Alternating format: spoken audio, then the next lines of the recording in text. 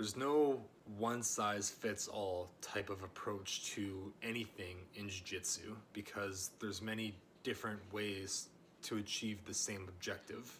One thing that most grapplers should aim to do though is to be a competent and skilled grappler while trying to learn as much as you can from everybody that you train with. One particular place that we can learn a lot from others is on the competition mats. You are most likely rolling with people that you have never faced before in your life. A good way to stimulate this is to drop into other gyms occasionally and get a feel for different energies and styles. Competition tests you as a grappler in a different type of way. There is the crowd, there's music, there's a lot of noise around you, there's a different energy that competition brings. There's the stress of not wanting to disappoint your friends, your loved ones, and your other training partners. In competition, people are there to dominate. They're not there to roll lightly. Competition brings out a different mentality than the average Tuesday night jiu-jitsu class. Nobody's rolling light, everybody's there to win. There will likely be no easy matches. It's safe to say that in competition, it can be stressful for most people. Like what I said at the beginning, there's no one-size-fits-all approach to anything in jiu-jitsu. And that also applies to mindset. People vary vastly in their temperaments. Some people are a little more quiet and reserved, where other people are extroverted and bold or even aggressive. Personality shines through quite a bit in everything that you do, and the same can be said for in jiu-jitsu. A great example from the highest level of MMA is St Pierre. St Pierre would admit to being scared, even terrified before his fights. Even though he was one of the most dominant champions in history, he would imagine bad scenarios unfolding in front of him and losing his title.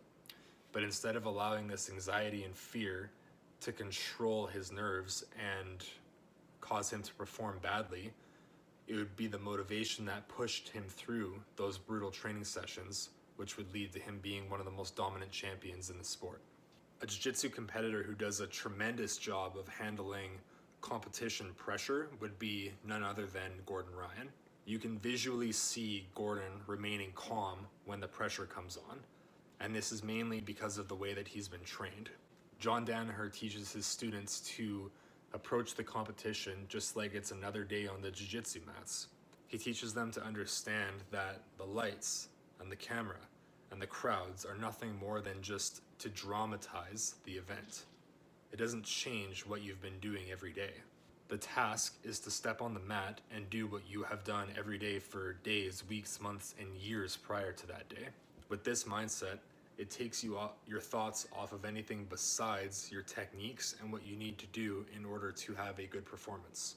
The lights, the people, the music, and the cameras can be seen as nothing more than just a distraction from what you're supposed to do. Competition anxieties usually come from self-doubt and the fear of the unknown.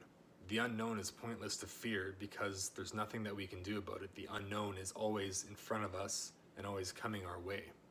We can't force something to happen or to not happen or change something that has already occurred.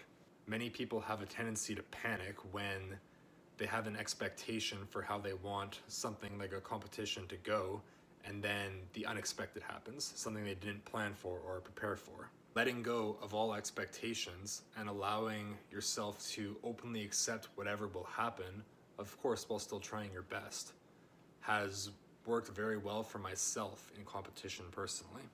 Instead of having a match outcome perfectly mapped out to my liking, therefore creating expectations, allowing myself to focus on simply just being present and doing the best that I can has been very useful. Be solution-oriented with whatever resistance you may seem to be faced with. Remember the hundreds of times that you have escaped a similar position in training sessions and focus on your techniques and what you can do in that situation.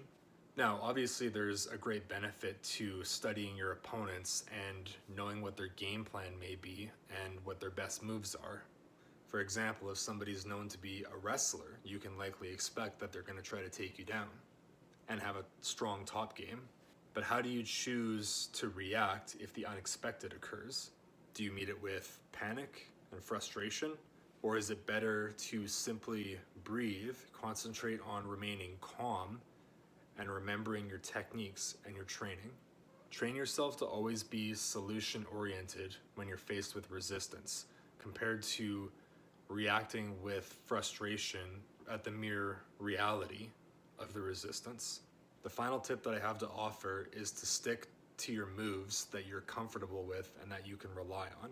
Everybody has their own unique game, which contains different types of takedowns and guard passes and sweeps and submissions that are catered to you, your personality, and your style.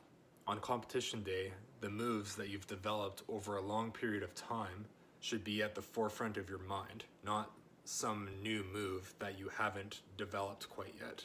Competition day isn't the day to be practicing new techniques that you haven't developed a technical proficiency in, nor developed systematic patterns. Technical proficiency takes hundreds and thousands of repetitions to develop over the course of years on the mats. Patterns begin to develop in your game, and after a long period of time, you will begin to perform these sequences automatically without having to think about them. Develop these sequences and highly proficient technique, and things will come out smoother in competition because it's ingrained into your subconscious mind. Remember, just keep it simple, keep it consistent, stay present, and enjoy the process of the competition and the hard-fought victories that you will attain.